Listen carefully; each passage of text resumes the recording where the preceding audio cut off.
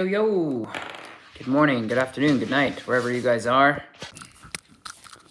Today, we're obviously going live. We're going to be talking about a couple different things, and then we're going to be answering some questions, and we're going to have some fun. All right, so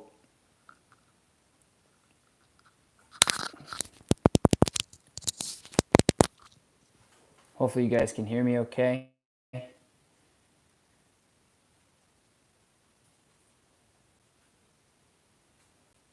Cool. All right, so leave a comment in the comments below if you guys can't hear me okay for some reason.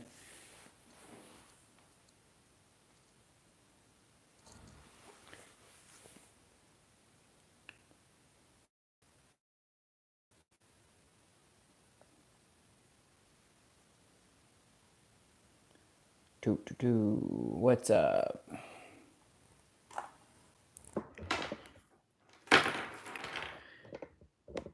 All right, so we're going to talk about puppy stuff.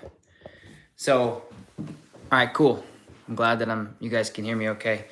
So we get a lot of questions about when to start training puppies, and it's something that I really haven't talked about, mainly because I work primarily, with behavior modification stuff. So that's what I want to be talking about is some puppy stuff. And I think we're doing super chat too. So if you guys have any super chat questions, you guys can put them in the side here and they'll pop up. And I'm going to get to those questions first. So when you're these days, I've heard as early as 6 and as late as 12, but you guys can get your puppies and start training with them. That doesn't mean that you're going to be training a lot of the stuff that you think you're going to be training. So training really starts immediately with developing a relationship, working on and you could start with obedience, but it really just depends on the dog and stuff. But I think that a lot of people almost wait for a problem until they start training. Do not wait for there to be a problem with your dog to start training. It doesn't matter if it's behavior or obedience. Like when I got Lakota, I started training her right when I got her. And we started working on just following the leader. We started working on impulse control with food delivery, which means putting the food down on a leash, releasing her on my cue.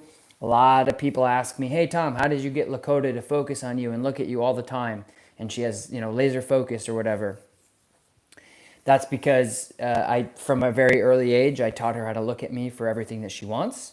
So that's that. So I think that that's just one thing that a lot of and all the other dog trainers that are out there, I think a lot of people struggle with that too, is they get people that almost wait for there to be a problem and then they start training. Do not wait for there to be a problem.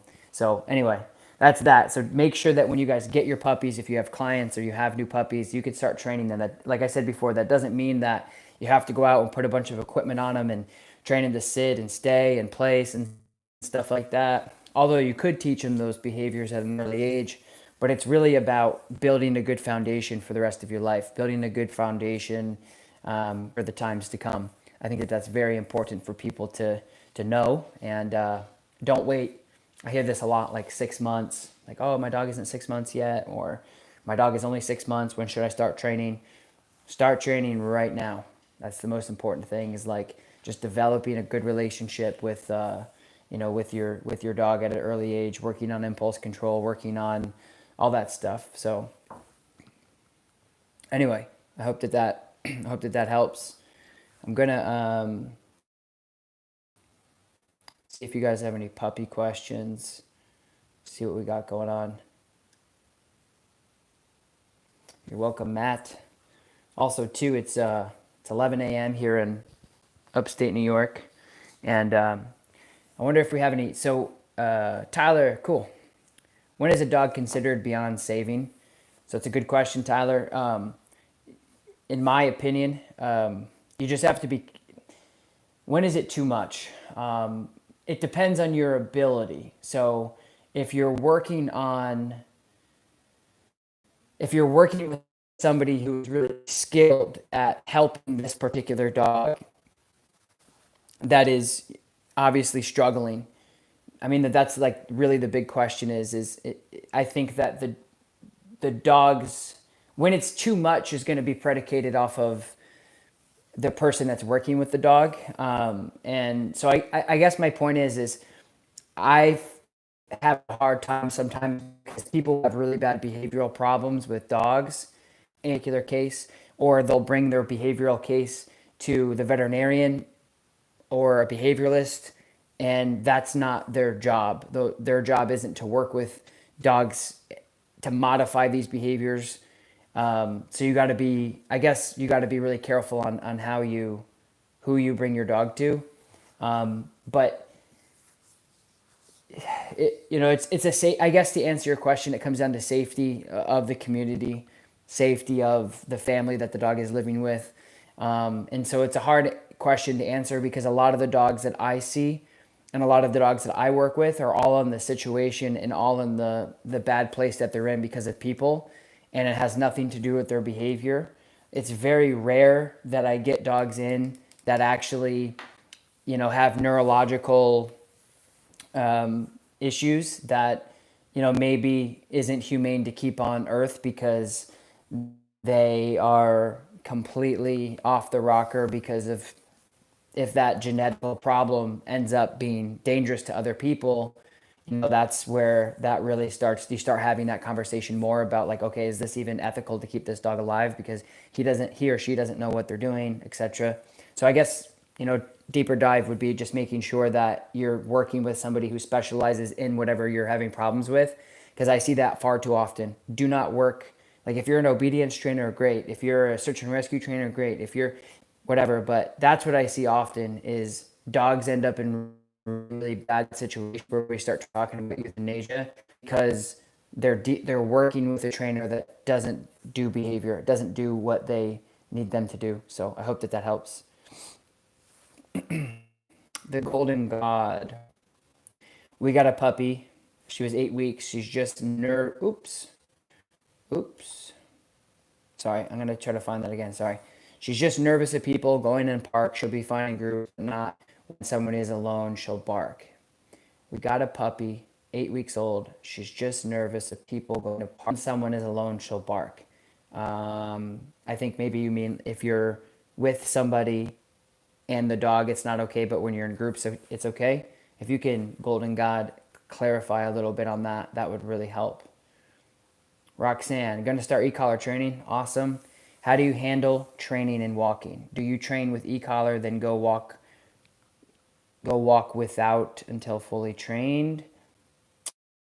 Do you train with e-collar? What this is asking. Do you wait for that full training to be done before you actually go out with it? Let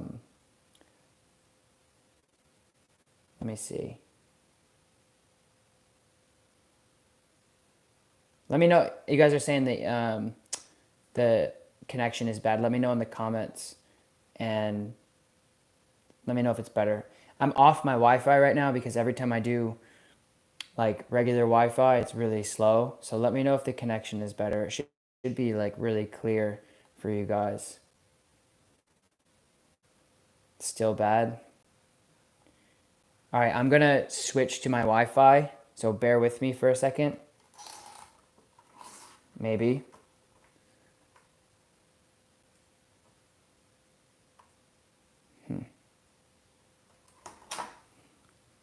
Give me a second, guys.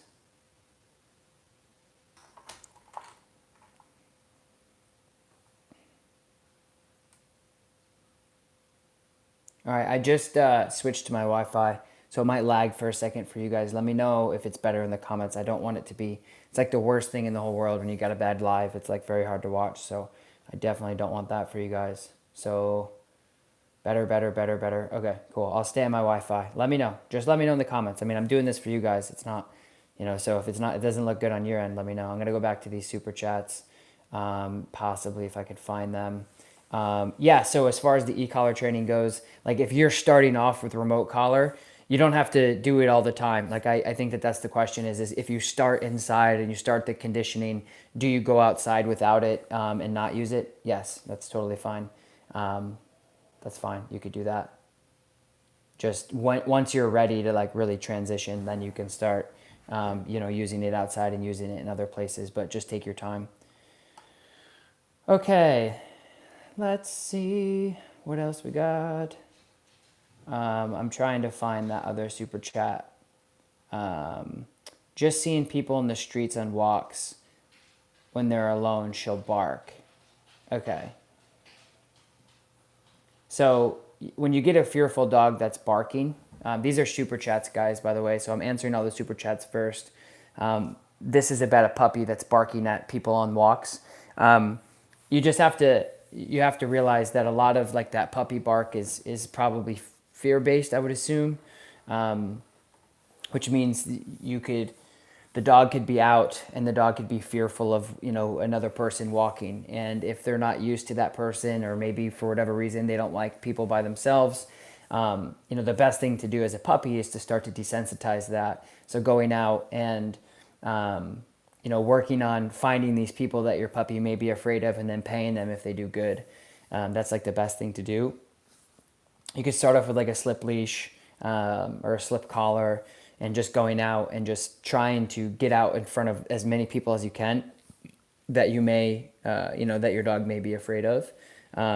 So yeah, I mean, it's interesting that your dog is just weird with that, weird with that one type of variable of just having them independent. That's what the problem is. So I would go out and try to find those people as much as you can, and try to counter it and desensitize it, and use lots of reward. And then even if it's a puppy, I think you said 8 weeks. At 8 weeks, you could also potentially go out with high reward in the morning before they eat or take their breakfast out, or their first meal, whatever you want to call it, and go out, and you could maybe even have other people pay your dog. Because as a puppy, I mean, the worst that's going to happen is they're probably going to like run behind you and cower. So maybe just coming up, saying, and somebody says, hey, that's a cute puppy, you can say, hey, would you like to give her a treat? I mean, I wouldn't just like go around and try to find people to like, protect, or not protect, but to go up to your dog. But if somebody comes up, you can give them a treat to give to your dog. So I guess my point is lots of desensitization, lots of positive reinforcement, etc. Tyler, I have a Czech German Shepherd and a 1-year-old. He bit my aunt and uncle. He is 2 now, and I have been working with him every day. I have a Czech German Shepherd at 1 year, and he bit my aunt and uncle. He's 2 now, and I have been working with him every day. Well, you just have to, Tyler, first thing you should do is, I mean, it's good that you're, on here talking to me.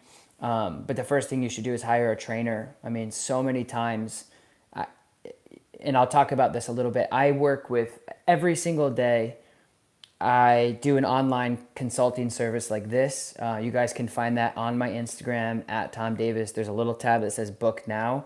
You can do one-on-one FaceTime or phone call or Zoom with me, and it's a consultation. But I'm not trying to sell that or anything. I'm just saying that I do that every morning, and a lot of people don't know that I do that. But I do that every morning, sometimes even in the evening. And one thing that a lot of people, and I see even comments on like, across social media of people saying like, my dog is doing this, my dog is doing that, I need help, I need help, I need help. Like, I can't give you help via a comment on Instagram or YouTube or TikTok or whatever it is. Like, if your dog is physically actively biting other human beings, there's not a comment back that I can give you other than you have to hire a trainer. Like, go out and find somebody that can help you. And that's the best thing to start to do. There's those comments of people saying like, what do I do? What do I do? What do I do? It's like, if your car is broken or something won't work, you have to bring that to a professional to say, this isn't working right. I don't know what to do. I can't stress it enough, like how many people have these big problems to a point where they're like, I don't know what to do with my dog. I love my dog. I might have to euthanize my dog, get rid of my dog. But literally absolutely zero work has gone into hiring a professional. And I know a lot of people try. It's like me, like if my car was broken, I'll probably try for 6 months to try to fix something, because I can't do that. I'm not mechanically engineered up here like that. Like, I can't. Like, I'm an animal person. I'm not a mechanical person. So my point is if you're having problems with your dog and you need help and you're frustrated, and it doesn't matter if you're dealing with like frustrated obedience or you're dealing with something that you're dealing with, I don't know what to do, my dog is biting people. Like, how much time have you spent with a professional trainer to help you with this problem? And if the answer is nothing, then you can't, because that's what people do all the time, is they like blame it on, oh well, I'm gonna have to get rid of my dog. Or even people guilt trip me all the time, like I'm just gonna get rid of my dog. Like I have hundreds and hundreds and hundreds and hundreds and hundreds of the people that send me like DMs with like 6 pages I feel so bad for. Like I'm not answering DMs, and I'm not gonna go over behavioral cases that need professional in-person advice. So first thing I would do is go out and hire a dog trainer that specifically works with behavior. It's exactly what we were talking about earlier. You have to find somebody that works with in your problem. Don't go out and hire just some random dog trainer who says they're a dog trainer and they do obedience, because you're going to fall up short and you're probably going to be wasting your money and you're going to be in the same spot. So that's the first thing I would do. Now, say you live in an area where there is no dog trainers. That also happens often, and I empathize for people like that. But what I would do is you can do this, or you can hire me and I can go over the things that you should be doing, and help you through the process and kind of guide you and consult you in the right direction. But think about, like, you're having all this frustration, you're having all this problem, but you've never ever reached out to somebody. And I'm not saying you, I'm just saying in general, this happens all the time. You've never reached out to say, maybe I should just hire somebody that does this for a living to assess and help me with the situation. So before you get frustrated or make rash decisions to get rid of your dog or euthanize your dog, make sure you've exhausted all costs of hiring somebody to help you. Yeah. So anyway, we're here. We're drinking coffee. No Bad Dog Army. Cheers. Thank you for joining me. If you haven't yet, like this video. There's almost 200 people. All right. Sorry about that. This is probably one of the last YouTube lives that I do for a while, just because it's so freaking frustrating. It's frozen. Yeah, it was frozen because people keep calling me. And I turned on my do not disturb, do not call me thing on my phone, and it still goes through. Like, so I'm back. Am I still frozen? Let me know. I know that this is just as frustrating for me as it is for you guys. It's very frustrating. Maybe I can just do this on a different platform, but it drives me crazy. Okay. Just me being Jess. I hope that I'm not frozen anymore. Let me know in the comments. You're all set. Okay, cool. As I was saying, like this video. I'm hanging out with you guys, drinking coffee. Hopefully nobody calls me again. They're probably going to. It's very annoying. I have everything on my phone completely silenced. Like when people text me, I don't get any notifications until I go into my thing. All of my notifications are all turned off for this reason, because every time I try to do something anywhere, it like shuts down everything. So I apologize. Like I said, it's just as frustrating for me as it is for you guys. I'm trying to hang out with you guys, the No Bad Dog Army. Holler, and it's not working because a lot of people keep calling me. So I'm going to keep getting back into it.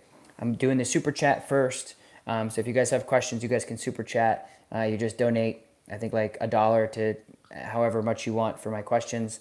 It's just a little fun thing that we do every now and then. Anyway, my 1.5-year-old boxer is reactive toward other dogs when we are on walks. Please clarify his desensitization. His reactions isn't aggressive. So desensitization, Jess, I'm assuming your name is Jess, is going to be if your dog is afraid of a cone, like a traffic cone. You would go out and find these cones and walk by these cones and pay your dog or reward your dog verbally or with food or with a ball or some sort of object to start to desensitize these cones. Same thing with cars. You'll go out to an area where there's going to be cars and you can help desensitize. So desensitization is like if they're timid or afraid or they're overwhelmed or overly stimulated by something, you're going to go out and not overload them, but you're going to go out and you're going to get around that something to hopefully get them over it. So you're desensitizing. It's kind of like, I don't know how to explain it in other contexts, but it would be like if you're afraid of something and then all of a sudden you're like, oh, it's not so bad after doing it a bunch of times. That's what desensitization is. So anyway, hope that helps. So like with the puppy question, it was my dog is afraid of people walking by themselves or something like that. And so I was saying, go out and get around, because if there's no real reason, like if your dog's afraid of a train, that makes sense a little bit more. If your dog is afraid of a bicycle, it makes sense a little bit more. But if your dog is afraid of just one person walking by as a puppy and they have no like reason to be like that, then those are things that you just have to help your puppy get over through desensitization. So anyway, M, thank you for the super chat. I appreciate you. My 16-month-old border rescue dog is so car phobic.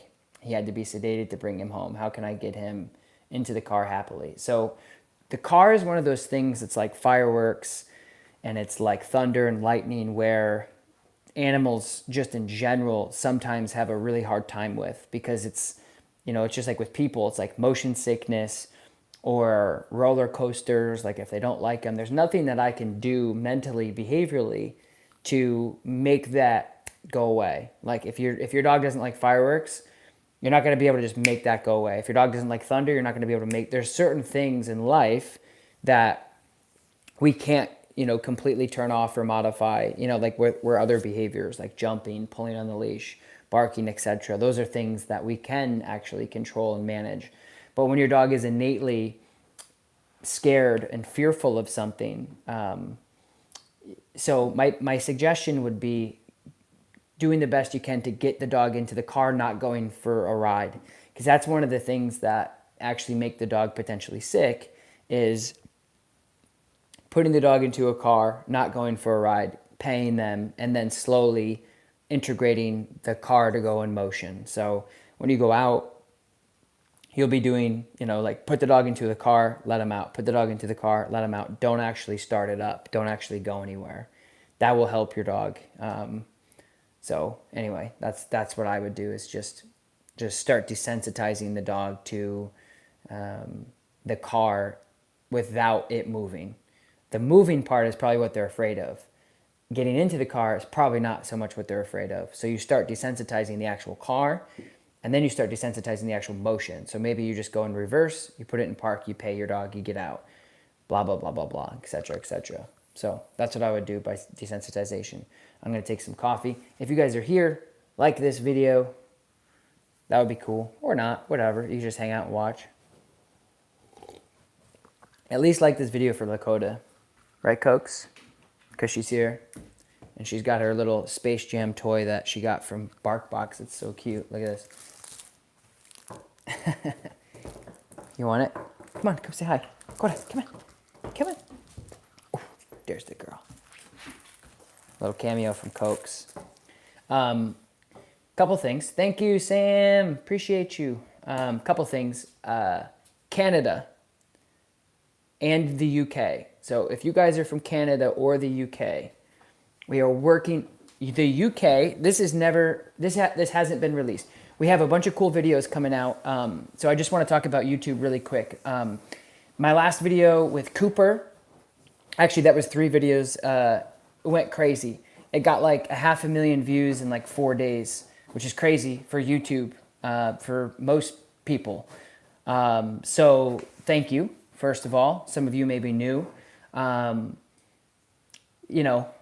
you. So that was cool. That was a great, that was a really, really, really, really, really great video. Abby's been working hard, my new editor, my new videographer. She's been working really hard. She's been doing a good job. We're trying to produce like the best content we possibly can. And I want you guys to, get the best out of my videos, the most out of my videos. And so anyway, there's that. And we have a couple other videos coming up. They're going to be a new format. So they're going to be a little different. We're trying to encompass like more of my business into the videos. So with that being said, there's going to be more behind the scenes stuff. So there's going to be more, my other trainers, my management, just a little bit more behind the scenes, not a ton, with still bringing value in between, in between sessions. So I just wanted to let you guys know that we're trying that, because a lot of people find a lot of interest in the behind the scenes of what's going on, throughout the whole business. Because I have, we have like, 13, 14 employees, and we now have 2 facilities, and there's always a lot going on. And so the last video that we did with Cooper, there was a lot of B-roll of like the travel side, and apparently you guys really really like that. So we're not going to make it into a vlog channel, obviously, but we are going to start incorporating like more behind the scenes stuff for you guys to kind of see a little bit more about the business. Good morning, Mindy. So I wanted to just let you guys know that that we're starting like new format. So make sure you turn on your notifications. The new videos that are going to be coming out are awesome. We're really excited about that. Now, UK and Canada, I didn't mean to keep you on a hook. I'm just scatterbrained, especially when there's like freaking people popping in going crazy. So the UK, I will be there as long as nothing crazy happens between now and then, the first weekend in October. So October, I think first, second, and third, or second, third, and fourth, or something like that, I will be in the UK. I will be about 30 to 40 minutes, I believe, outside of London. And we will be doing an entire seminar. There's going to be working spots, which means you bring your dog to us, me. And then there's going to be audit spots where you come and watch. So we're doing the same thing in Canada. We are working on a venue. I don't know where it's going to be. Taylor's been working on that with an individual. So make sure if you guys live in the UK or you live in Canada and it's something you do not want to miss, and it's something that you would every time I go somewhere and I leave, people are like, I can't believe you were here. I can't believe that I didn't get to see you. I didn't know about this. Turn on your notifications on my Instagram or anywhere else. I'll be announcing it everywhere to sign up. But turn on your notifications on Instagram. That's the best place to like find those types of things. And I will announce signups and tickets and all that stuff when it happens. The UK, first weekend in October of this year. And then, and then Canada, I will announce. So, just so you guys know. All right? So, I feel bad for people, and it's also very frustrating when I like announce events and seminars and things for like months in advance, and then I get a bunch of people that are like, I can't believe it. I can't believe it. I wish I knew. I wish I knew. Turn on your notifications. Be a part of the No Bad Dog Army by doing that. And anyway, Roxanne, I am trying to find your, I thought I answered everybody's super chat. I'm answering super chats right now, guys, and then I'm going to get to your questions. Hanging out, drinking coffee. I found it. My dog is a half arsed about treats. Don't know what that means, but I think that means silly. Toys plus praise for reward. She'd like a live squirrel. Any real ideas to ensure she feels rewarded for balanced?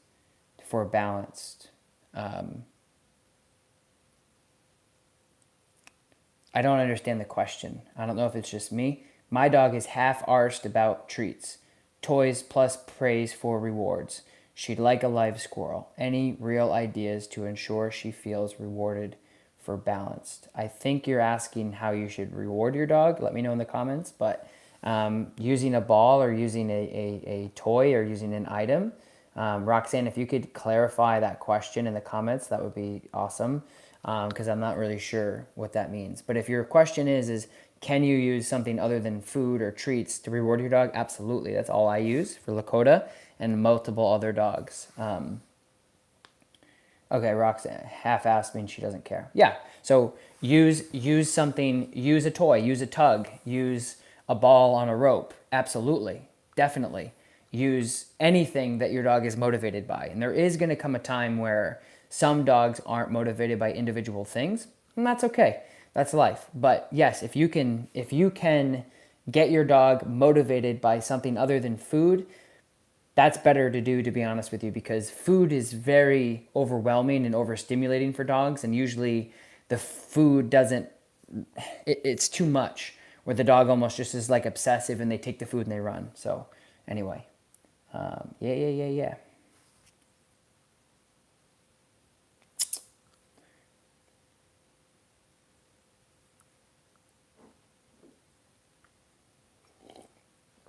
Jess, I think maybe it's you that's putting this Canadian thing together. Canada will be Ontario, and venue will either be Hamilton or Camberville or surrounding GTA. Working on the venue confirmation, a few local farms in the mix. So early 2022. Thank you, Jess, for clearing that up. Canada, we're coming. I've been asked to go to Canada for years now, and of course I want to go. I'd love to go. I'd love to come, but I need venues. I need people to set these things up for me. When you're doing dog training events, it's difficult. I can't just go like a musician. I can't just go rent a venue and have people come. It's a little bit different because of the dogs, but we are working on that for in the future. Anyway, Rachel, my reactive dog listens great on his prong collar, but off leash in the house, he still reacts to people at the door. What to do next? Well, thank you for the super chat. Good question. The question is basically, my dog doesn't listen to me outside of the equipment off leash. Well, I would say making sure that your verbals, that you're doing a lot with your verbals. So my point is like when you ask your dog to leave it or sit or whatever, your voice is what should be activating your dog to do these things. So you have to make sure that when you're asking your dog to do something, it's because they're listening to you and they're not listening to food and they're not listening to the tools and things like that. So it sounds to me that maybe your obedience isn't as good as it should be off leash because it's not as good as it should be on leash, which means maybe you need to spend a little bit more time working with your dog on leash with your verbal cues. So making sure that your dog is actually responsive to when you say sit, they sit. If you're constantly having to use some sort of correction for your dog and you feel like they know these things, then it's not going to be as beneficial. And it's going to make sense to your dog. It's the same thing with like foods. So if your dog is only working on things for food, and they only do things for food, then the only thing that they're going to do is when you have food. It's the same thing with aversives and using tools, as if your dog only listens to you because they know that they're going to get in trouble if they don't. Like, that's not the goal. The goal is always for us to be able to just teach dogs things. Like, hey, I want you to sit. This is what this means. So I would make sure, my suggestion is to go back to the basics and really audit and ask yourself, like, how good does your dog actually do these behaviors verbally without the tools? If you're very heavy with tools on basics on leash, there's no way you're going to be able to transfer that off leash yet. Your basics on leash. No worries, Charles. You're here. That's all that matters, brother. Your basics have to be good, basically. So oftentimes this happens. My dog only listens when I have X. Doesn't matter. And then when I go off leash, they don't listen at all. Well, that's because your obedience on the leash isn't as good as it needs to be. So you have to really make sure that your dog is listening to you on leash.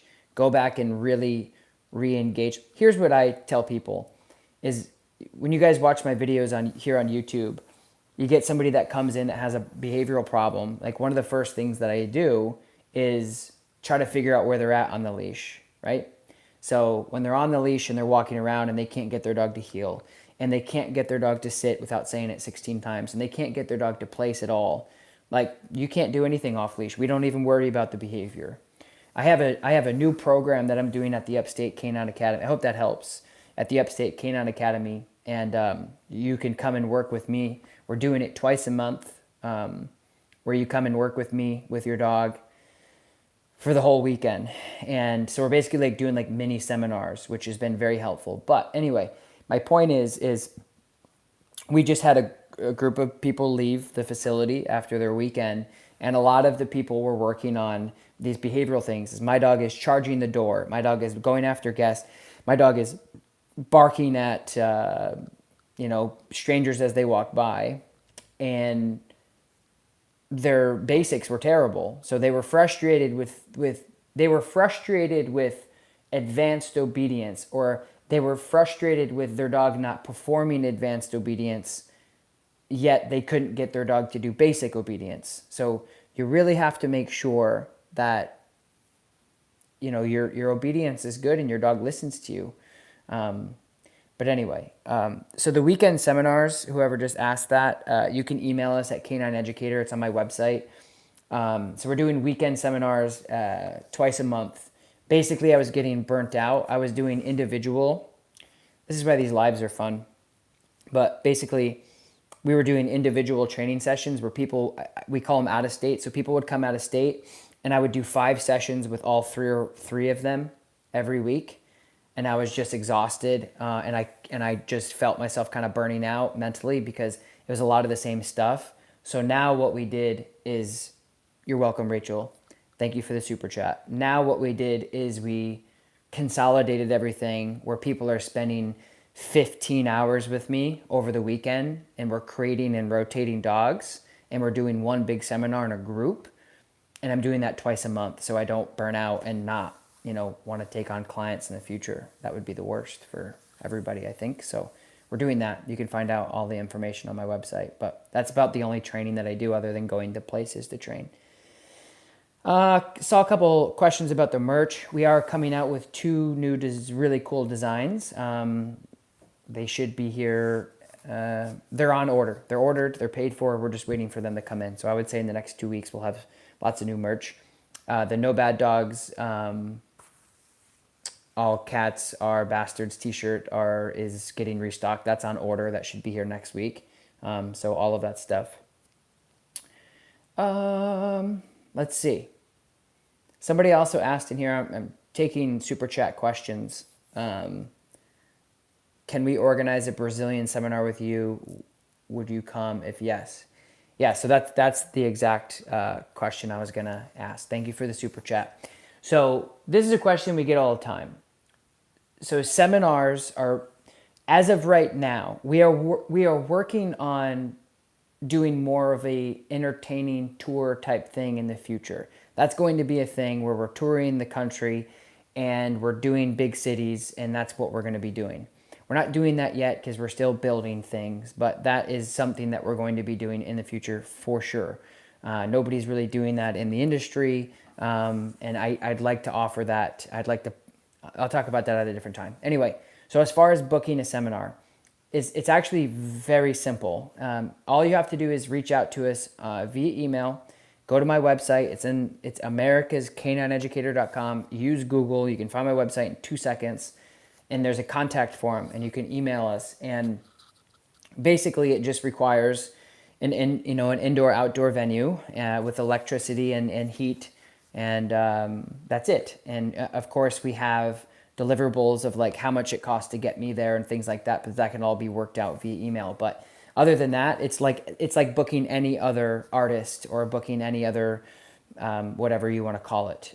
We have a certain fee that we need to get to that place, and then we charge a certain amount for people to come, and that's it. Usually, everybody in the seminar industry that we've worked with has gotten all their money back, and then the benefit of having me there to work with their dogs or the community's dogs or clients' dogs. It's a lot of fun.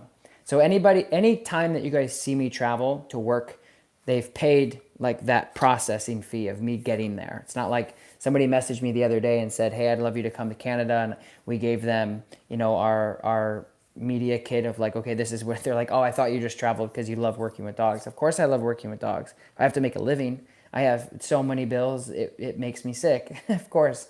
So anyway, so you just reach out. We just need a venue. We have a lot of things in the works for the next couple of years. We have a couple different countries going on. With COVID and everything, obviously it's slowed everything down. But yeah, you guys can reach out, and we're going to continue to putting out content and creating the No Bad Dogs Army and building. So that's how you would do that. Yep. Is there a way to stop or put into hoarding or possessing behavior with toys or food? There's a way to, I don't want to say stop, because like a lot of this is you have to understand that like dogs are animals, obviously. So when they possess something, or even when they herd something, this is going to be redundant, but it's the freaking truth. Your obedience is what matters. Your ability to communicate. Like same thing with people, kids, adults, colleagues, employees, significant others, partners. If you can't speak like the language, it's very, very, very difficult to understand. And if your dog doesn't understand a language, heel, sit, place, leave it, come, etc.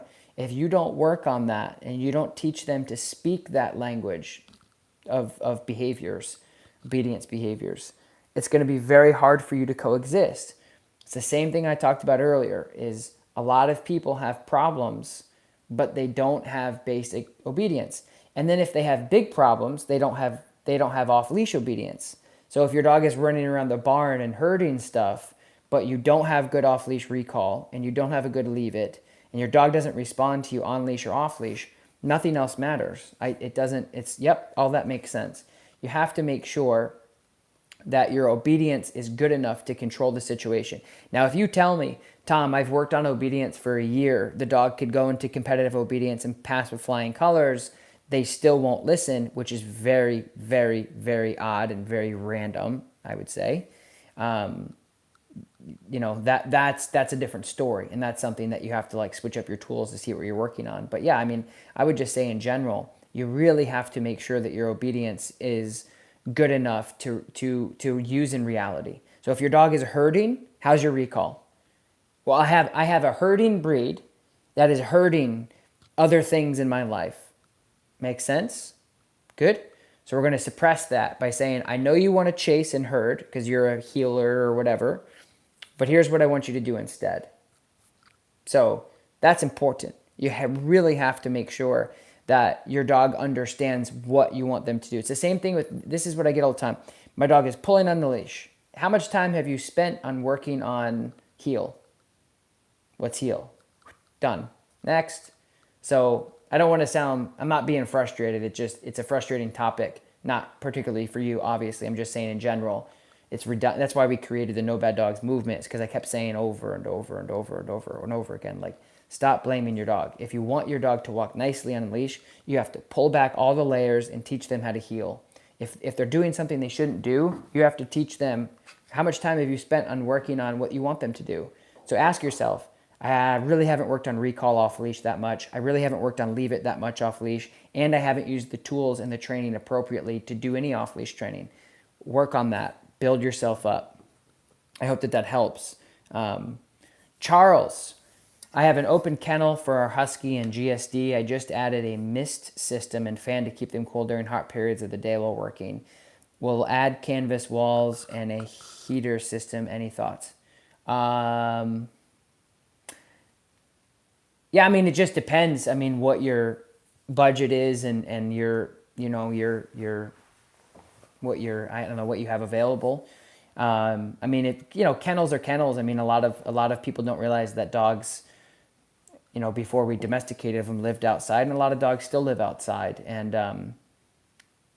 that's part of a lot of working dogs' lives. But I would say, if you have a Husky that's going to be outside and really, really hot, I mean, it's your job and your responsibility to make sure it's not, and I know you're not, that's why you're asking me the question of any thoughts, but I mean, misters are good, but I also think that you should also, maybe put up walls to put an AC in. I don't know. I just don't know, what your means are. I don't know. But yeah, my thoughts are, if you're putting misters in and you're putting fans in, I would make sure, what I would do is put a thermometer gauge in there. There's thermometers that you can get, I think on Amazon. Get everything on Amazon. But basically it sends you an alert if your area gets hotter than X. So you could put a thermometer gauge in there that alerts your phone if your temperature gets because the problem with fans and misters, Charles, is their technology, and they could mess up. They could short circuit. The power could be tripped because there's an accident. Then you're really screwed. So what I would suggest for peace of mind, because I know that's what you're looking for, because that's why you asked, I would get a camera set up, just a cheap Amazon camera that goes right to your Wi-Fi so you can watch them all day. I'm sure you already have that, but if not, get one of those. And get one of the thermometers that helps you gauge the temperatures to make sure things are safe and comfortable for your dogs. And then, alternatively, if it were me, I would just box it in and put an AC unit in there with the ability to go in and out, to the outside pin or whatever. So yeah, I hope that helps. How do I stop an 8-month-old field lab from growling while using previous conditioning Dremel? Don't want it to progress into a tooth hug. It's a good way to put it.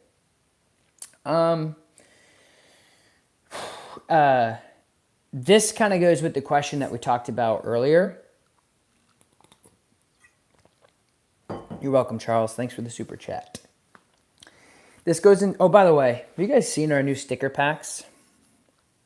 This is the new Tom Davis logo. Sweet. Upstate Canine Academy. This design is going to be back in stock soon. Anyway, this kind of goes back to like, my dog doesn't like the vet. My dog doesn't like fireworks. My dog doesn't like the car. My dog doesn't like thunder. My dog doesn't like loud noises. My dog doesn't like snakes, whatever. Most of these things, if not all of these things, are very primal things and or things that your dog are just never going to like. Trimming your dog's nails is something that your dog is never going to like. It's something that, I'm saying this, and okay, my St. Bernard, who I just heard lay down, I could go and trim his nails, no problem. Coda, nope. She like freezes, she gets stressed, she sheds hair, she's just a baby about it. So there's certain dogs, and I've conditioned her since she was a puppy, she just doesn't like it. So there's certain dogs who just don't like this from happening. Sometimes it's because if we do it, we're not good at it, and we nail the quip, and they don't like it. Other times they just don't like touching their pads or their feet. So there's so many different reasons why dogs don't like this nail trimming to happen. But if your dog doesn't like it, there's a really good chance you're not going to be able to get them to like it. So there's some things that you can do. Like, to be honest, like the best thing to do, in my opinion, is to just have somebody else do it. Hire not a veterinarian, hire a groomer, maybe that is comfortable with working with your dog to do that. Bringing your dog to a groomer to do that is a solid idea, as well as, maybe your veterinarian office does it. But I mean, that's one of the easiest things to do, because that's what they do day in and day out. And some people are very, very, very, very good at doing it. I go to like this holistic vet in my area, and they have this girl in there that can, because cutting dogs' nails I watched this whole, not documentary, but I watched this whole thing on how dogs' nails has a direct impact to a lot of things in their body. They're everything, because they're walking on their feet, and if their feet are messed up, if their nails are messed up, it then affects their posture, which then affects blah, blah, blah. So nail trimming, you guys, is so important. It really makes a difference in your dog's overall health, believe it or not. Which makes sense. Like if something was wrong with our feet, it would affect everything in us, or our mouth or something. So I would muzzle your dog, or bring your dog to the vet, or bring your dog to a groomer that can do all these things. But if the question is how do I get my dog to like this or tolerate this, they're never going to just say, you know what, I don't mind this anymore. Go ahead. It's not going to happen. To be honest, like if the stress is like, yeah, but I really need his or her nails trimmed, I get it, but I would just have somebody else do it, because your dog's never going to roll over and say, okay, fine, just do it. So anyway. Yeah, PetSmart asked us not to return. Yeah. So, some vets and some groomers are like really, really, really, really good at it. It's like what they do, and the dog, before the dog even gets upset, they're done. Bing, bing, bing, bing, bing, bing, bing. It's really, Dr. Glow is a veterinarian. You know what I'm talking about. So just find somebody that, can help you. Okay. Any more super chat questions? Don't think so. If you guys have a super chat, you could put your question in. I'll get to yours first. I'm going to start taking some other questions right now. Yeah, same thing. My puppy doesn't like water. You're not going to be able to get your dog to like water. It's just one of those things. How do you know if you're going too fast or doing too much with a new puppy? Well, if you're asking this question, you might know.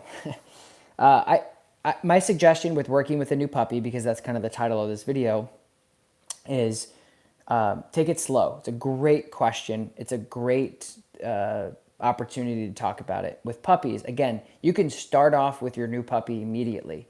developing food luring, developing crates, developing environmental stimulation, going to different places after their shots, of course.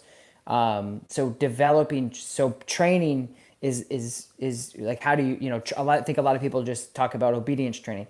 Getting your dog out and exposing them to new things and learning foundational stuff right when they get to you, 10 weeks old, 9 weeks old, 8 weeks old. Start training, start working on all that stuff. But to answer the question, what was the question? Oh yeah. So how do you know if it's too much? 10-minute sessions is good. Break. They're babies. Their brains are babies. Their bodies are babies. Their ability to learn is, everything is baby, baby, baby. So just try not to overdo it. I would be working on, and you'll know, like, the dog just won't get it. They'll get frustrated. They'll get bratty. They'll get spazzy. So to limit that and to make sure that you don't run into those problems, just do it for like 10-15 minutes and then break, 10-15 minutes and then break, 10-15 minutes and then break. So you'll know by just, the dog will shut down and get bratty and not work. And you really don't want to, when you're training, you don't want to get to your dog to where they're very frustrated. When you're training, you want to end on a really good note. So once they start breaking through and the things you want them to do, boom, you end it. And then half an hour later, an hour later, 2 hours later, you pick it right back up so they're fresh. So with puppies, 10-15 minute sessions, maybe even 10-minute sessions, maybe even less than that. If you're getting them to like go in their crate for the first time and you throw a piece of food in there and they go in there, yay, good crate, and then you end it. 20 minutes later, you do it again once, then you end it, etc., etc. So anyway, that's what I would do. And I would say, as far as how do you know? You'll know because the dog will start shutting down and be very frustrated. The question was about hoarding, not hurting. I have a toy and water.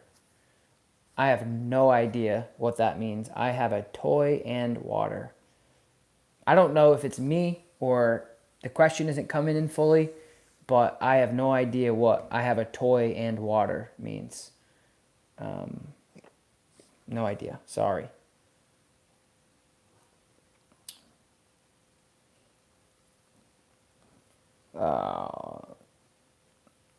How do I know when it's okay to let my dog play with other dogs? Is it true male on male play can be detrimental versus female male play? Intact males with other intact males can definitely be detrimental because they may get into a fight. It's very primal. It's very, very, very, very... the Jindo Man. True. No Bad Dog Army member. I don't know how to answer this question without knowing the context, but to answer your question, like so intact males with other intact males is definitely something that there could be fights for sure. That's something that is known historically. Like intact males, they don't really get along, especially when they're at like maturity over a year. That's where you're going to start having problems. But if they're fixed, and I've even had intact males. Like if you guys know Tucker Budson on social media, Tucker Budson is a golden retriever.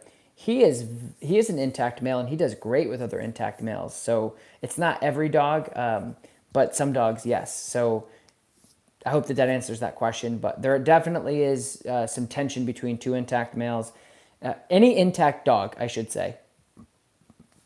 Any intact dog, yes, there's it doesn't matter if it's male or female. There's definitely something up like that.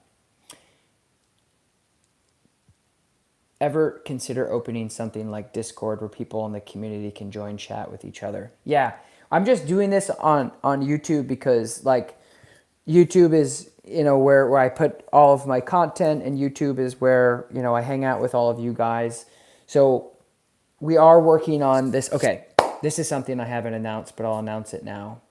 Jessica Hill, thoughts on neutering? I don't have any thoughts. There's good and bad things to it. I did a podcast with a veterinarian who specializes in breeding and all that stuff.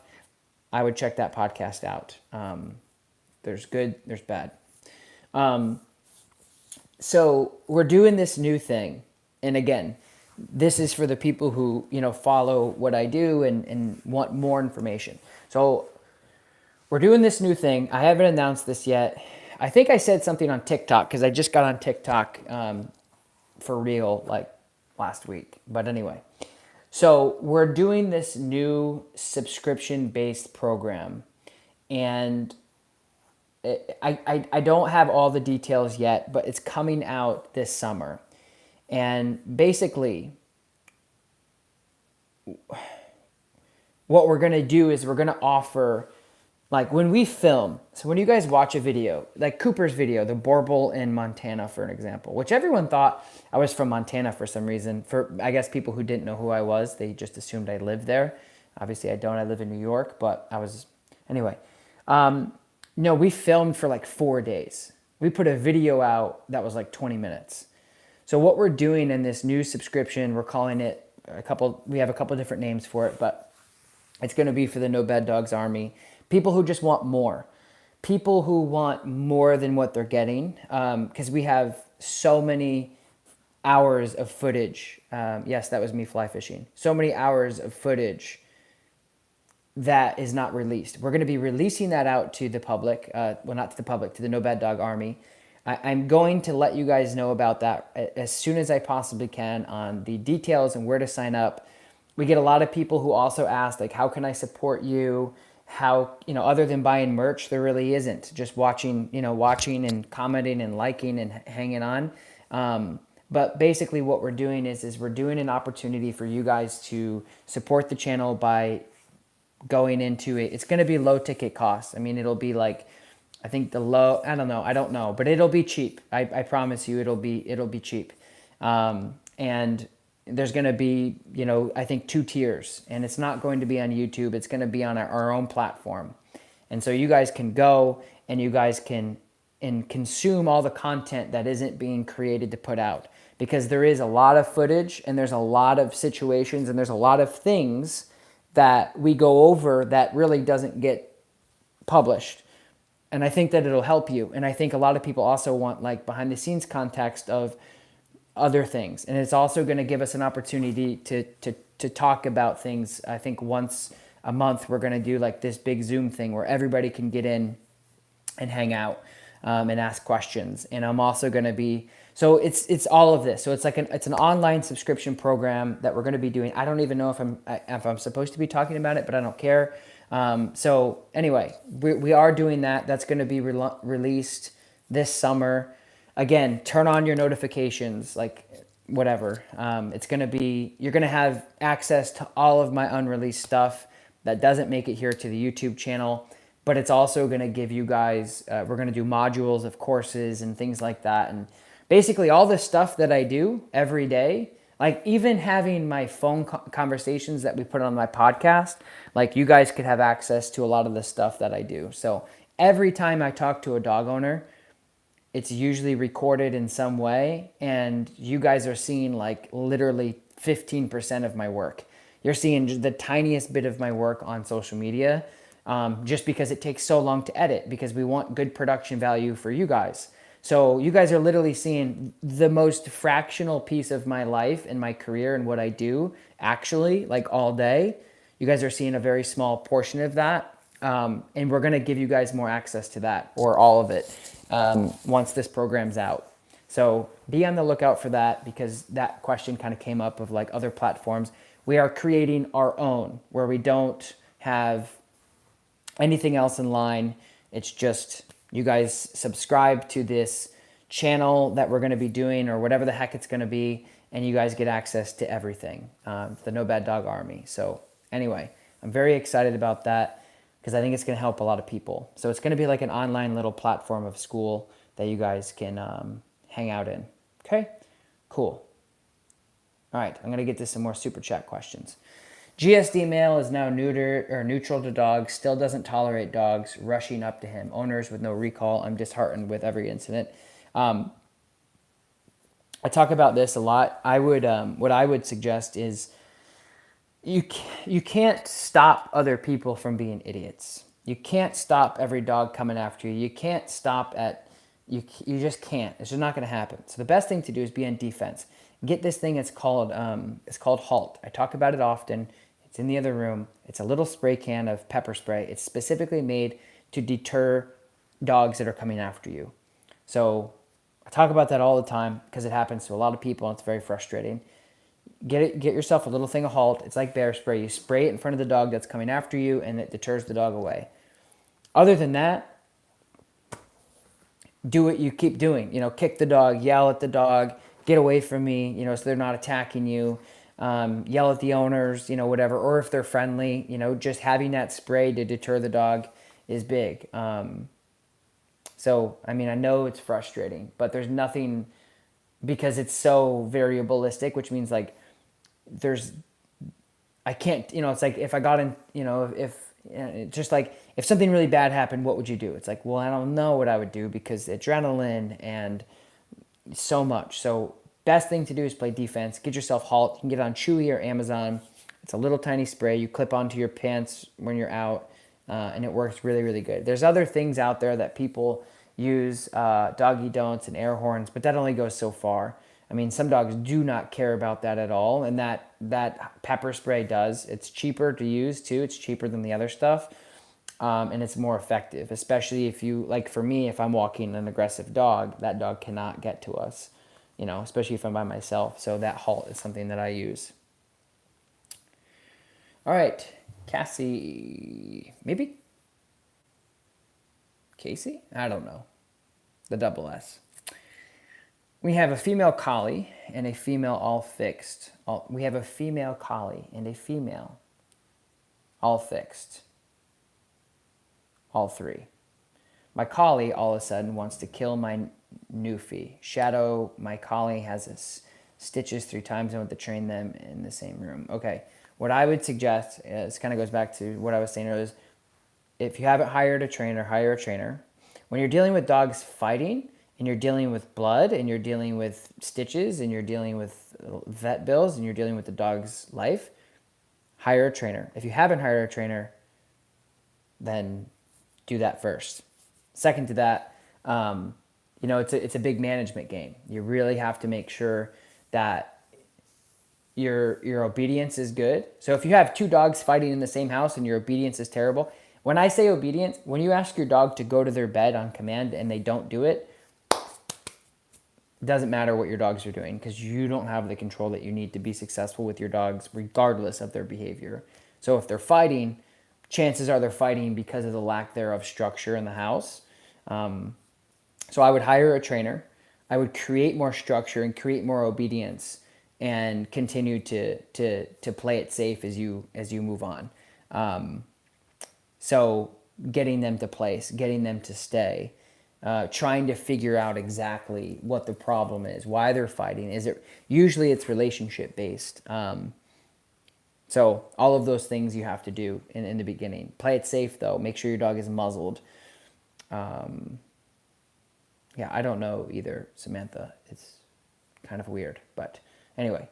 So I hope that helps. Like I said, like some of the questions are being worded so weird, and I don't know if it's you guys or the questions, but that was very hard for me to understand. But I think you have 3 dogs. One of them is now attacking the other. I know you only have 200 words, but it almost looks, oh, okay, maybe because you guys aren't English speakers. I don't know. Whatever. No blame. I'm just saying. Sometimes it's hard for me to understand. But if you're getting 2 dogs that are fighting, try to find out why first. Second, try to audit your obedience and your control. Like I said before, if you are having behavioral problems with your dog and your obedience and your control and what you say out of your mouth, your dogs do not care about, that's your problem. Don't worry so much about, my dogs are fighting. How do I get them to stop fighting? Because once they stop fighting, they're still out of control. And I'm not talking about my dog listens, kind of. If your dogs are fighting, that's a big problem. It's a big behavioral problem. That's a huge problem, that they're fighting in the same house. If your dogs don't listen to you, A, that's probably why they're fighting. And B, you're not going to have any leverage moving forward. So hire a trainer to help you, first of all. And if you can't hire a trainer, you can work with me online, just like this. And I can kind of consult you in the right direction, but it's tough. It's a lot of management, a lot of obedience. But in my opinion, in the past, in my experience, people who have problems with dogs fighting is because their relationship with their dogs, which means they have no structure, which means their dogs walk all over them. They don't listen. The love is through the roof and the leadership is in the basement, which means they love their dogs too much, hugging, coddling, talking. The dogs now are fighting because they don't know what the heck to do. All of it. All of that happens every day. I deal with it every single day. My dogs are fighting, but they don't listen to me. Therefore, you can't work on it. All right. I hope that helps. I'm trying to answer these questions as they come in on the super chat, so bear with me, guys. Rachel, thank you for the super chat. My 10-month-old golden retriever likes to flop over in his back and won't let us put his leash on and bites, leash, and tugs, including slip lead. Any suggestions? Yeah, it's tough. So what I would do is don't leash up your dog once a day to go out for a walk or twice a day to go out for your walk. Go and hang out on the couch or the chair or on the floor and get yourself a slip leash in the beginning. And your dog comes over, you slip it on, and then you take it off. Because what happens is if your dog throws a big tantrum, typical golden, like they're like, I don't want to, you're going to control me, I want to do what I want. If your dog throws a tantrum like that, what I would do is do a little bit more of desensitization of don't just try to do it once a day, because then you only have one opportunity to work on this. Do it multiple times a day where you're putting the leash and collar on, you're taking it off. You're putting the leash and collar on and you're taking it off. You're putting your leash and collar on and you're taking it off. So do the leash setup often.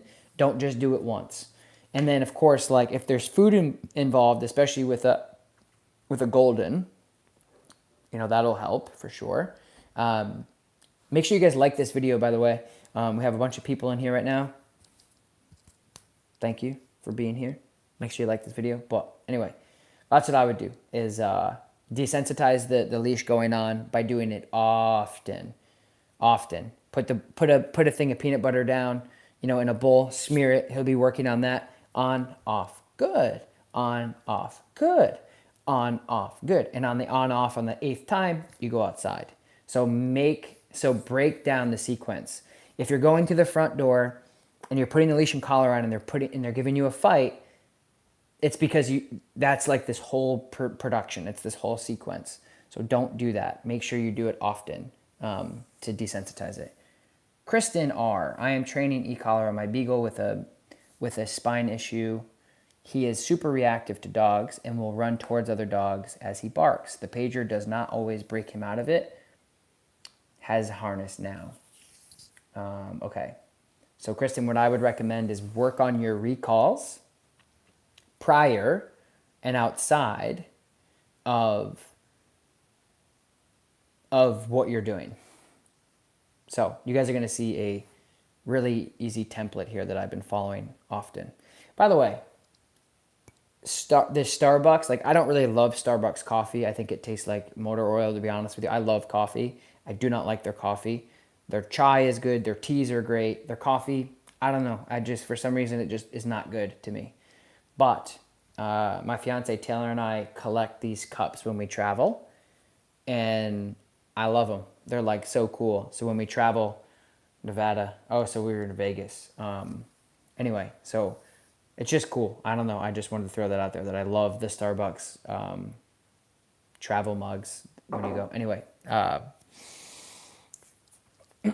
excuse me. So again, like I don't even know what the heck I was just saying, but I will say that everybody deals with these problems and they haven't worked on like these behavioral issues. So you really, really have to make sure, not behavioral issues, but your obedience. So Kristen, my bad, got to it. E-collar.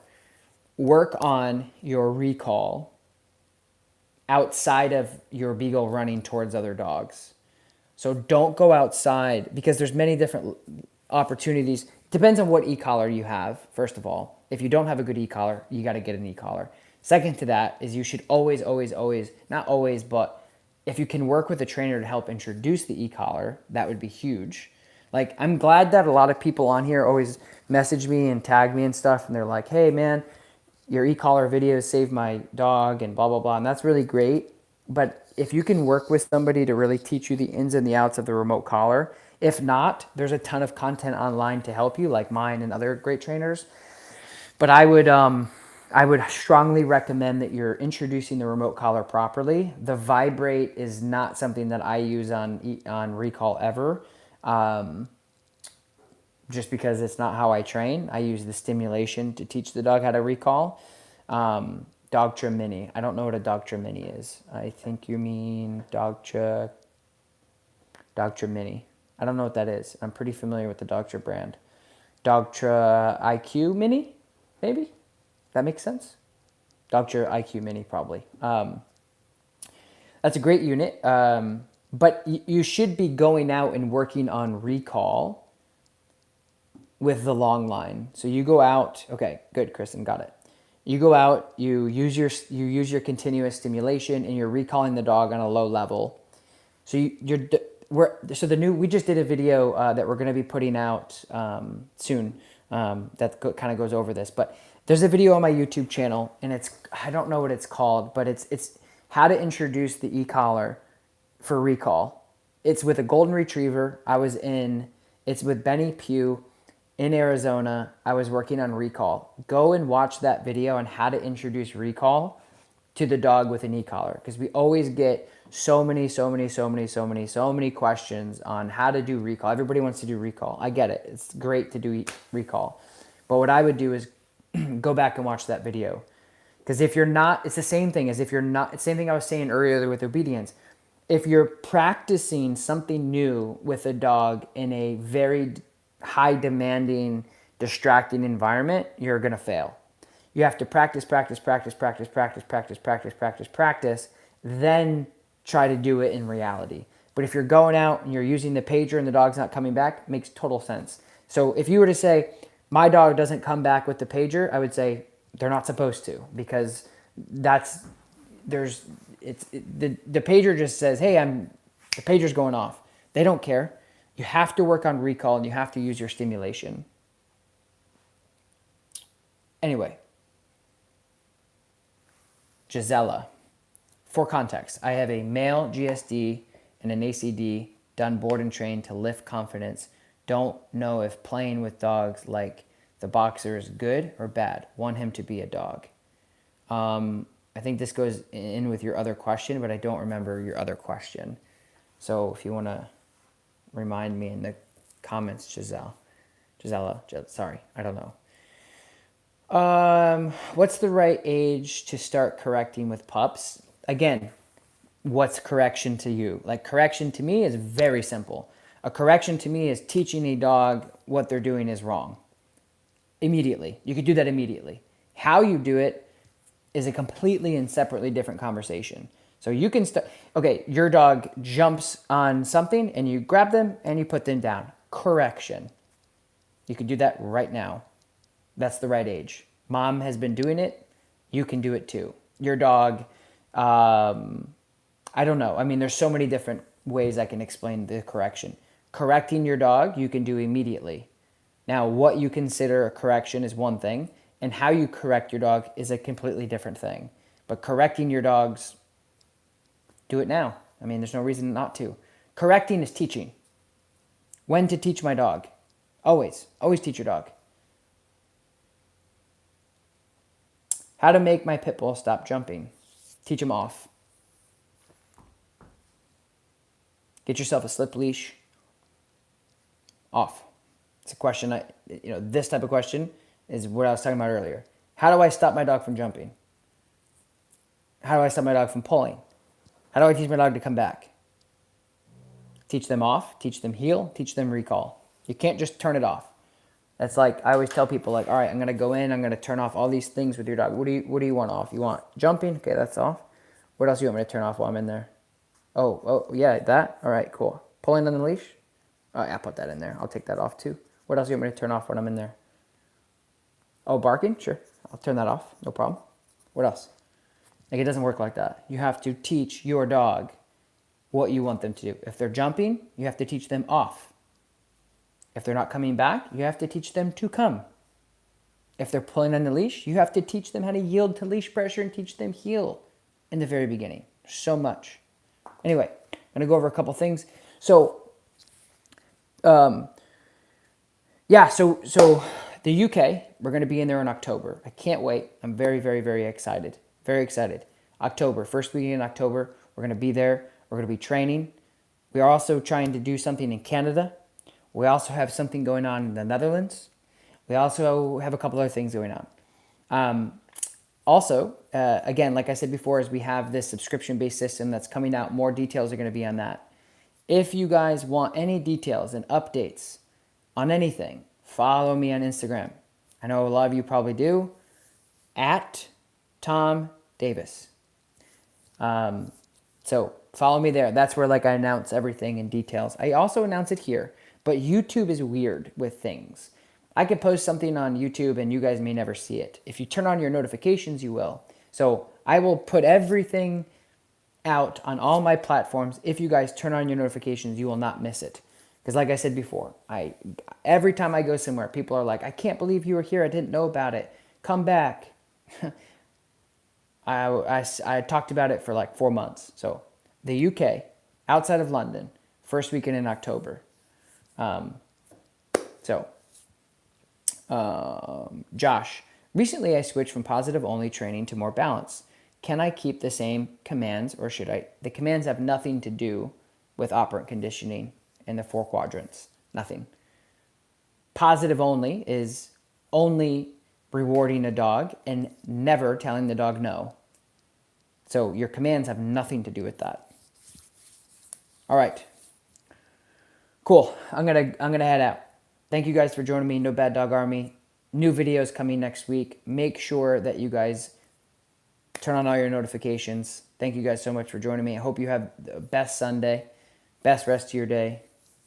Cheers. Thank you guys for joining me. I appreciate you. Make sure you like this video. Comment where you guys are from. I want to